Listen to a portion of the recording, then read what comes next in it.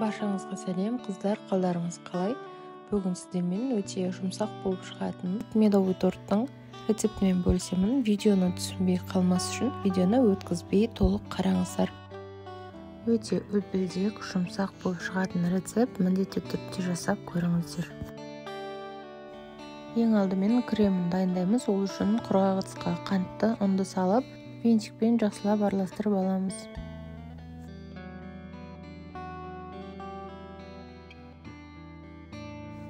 Содан кейін сүтімізді құйып жақсылап араластырамыз. Осы үш затты жақсы араластырғаннан кейін газға қойып, астын жағатын боламыз.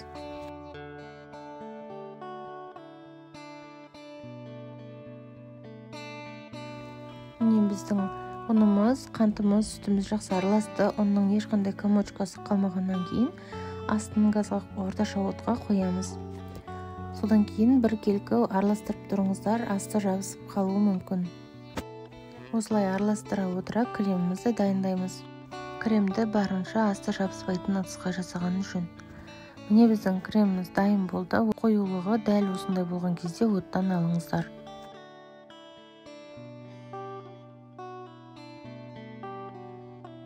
Содан кейін кремімізді жылы болғанға дейін суытамыз. Жылы болғаннан кейін сары майымызды салып, екеуін бірге жақсылап сары май еріп кеткенше араластырамыз. Крем ыстық кезінде сары майды салуға болмайды. Енді қамырын дайындаймыз. Құрғақ ыдысқа жұмыртқамызды, қантымызды салып, жақсылап венчикпен араластырамыз.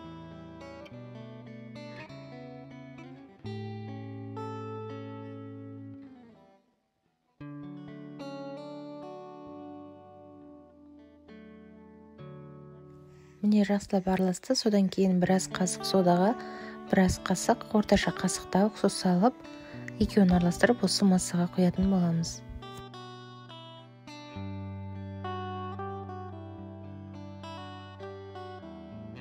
Жақсылап араластырамыз.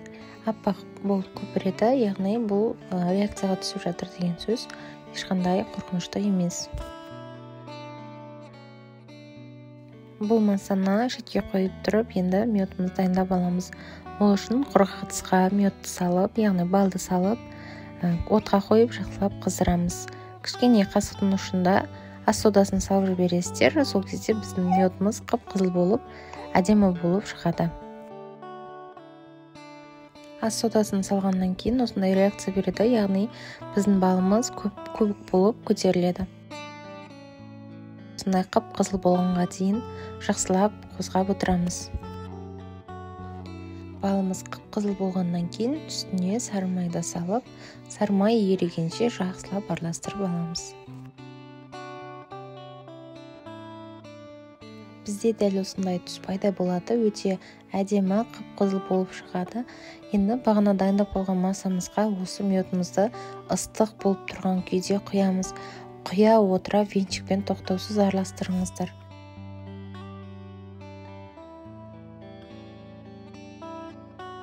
Жақсылап араластырып алғаннан кейін ұнымызды бөле отыра саламыз. Яғни аз-аздан салып араластырамыз. Бәрін бірден салуға болмайды. Осындай комочкасы қалмағанға дейін араластырамыз. Содан кейін қалған ұнымызды салып тағы да араластырамыз.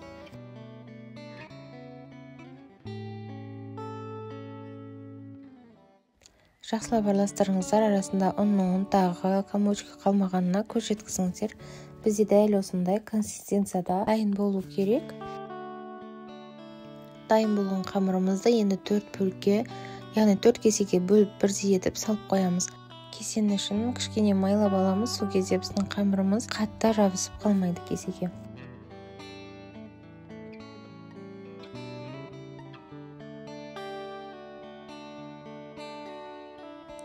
Барлығын теңдей етіп салып алып, жарты сағатқа тоңазытқышқа қойып қоямыз.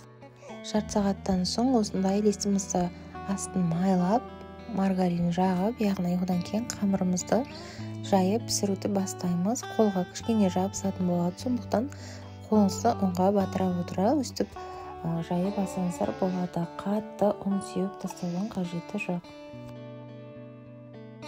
Бір тегіс етіп жайып алғаннан кейін 180 градуста шамамен 7-8 минут көлемінде пісті менің торттарым.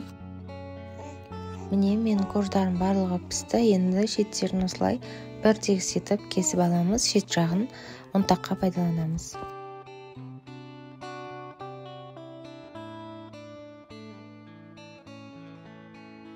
Кесіп алған бөліктерімізді осылай бөлек ыдысқа алып қойдық. Міне біздің корждарымыз бір тегіс әдемі болып кесіп дайындап қойылды. Енді арасына крем жағуды бастаймыз. Кремімізді мол-мол етіп арасына жағып, жақсылап бір тегіс етіп жағып аламыз.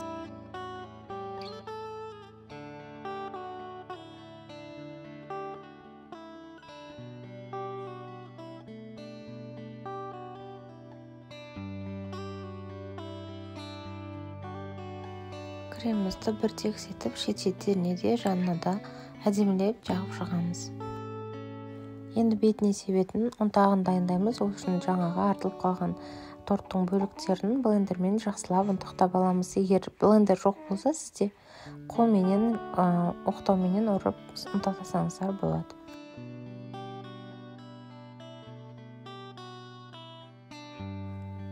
Ұнтағымызды жан-жағына барлығына жеткізіп әдемілеп бір тегіс етіп жағып алуымыз керек.